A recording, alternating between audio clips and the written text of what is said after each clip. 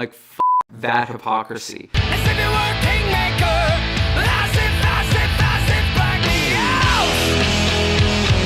My name is Laura Jane Grace, and this is my art story. I was born in 1980 in Fort Benning, Georgia. I grew up an Army brat. Started playing in my first bands as a young teen. I started a band called Against Me when I was like 17 years old as a bedroom project. It just kind of grew from there.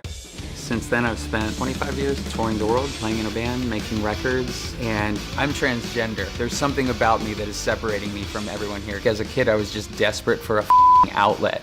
And I would see the examples I saw in music, and there was all these dudes who had their hair sprayed out and makeup on, where sometimes I couldn't tell, like, is that a boy or a girl? Like Freddie Mercury and drag, you'd see like David Bowie and being like, I don't understand quite what's going on here, but I understand that there's something about it that speaks to me. When I was like 8 years old, I saved up money mowing lawns to get my first acoustic guitar out of a Sears catalog. I probably wrote my first song when I was like 12 years old. All my first performances were at church talent shows. But then from there, discovered punk rock.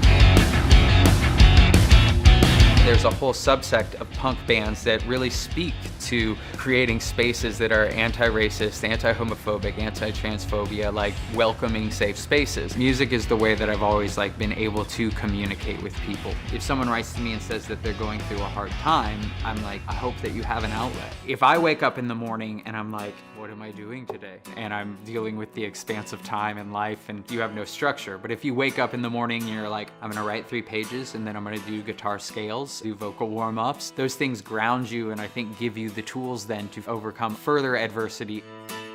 I will take the approach of like, write a song as an exercise. And that's kind of like the trick of songwriting, is you have to give yourself permission to write a bad song. Like, I believe guitars have souls, and sometimes you'll pick up a guitar and you connect with it, and there's songs that just kind of come from it.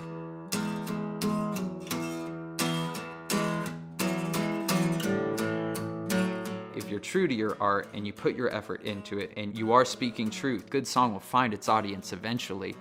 And there's a million analogies you can make with art and the way it works. The idea with songwriting being to like take a really negative experience and to turn it into something that's joyful.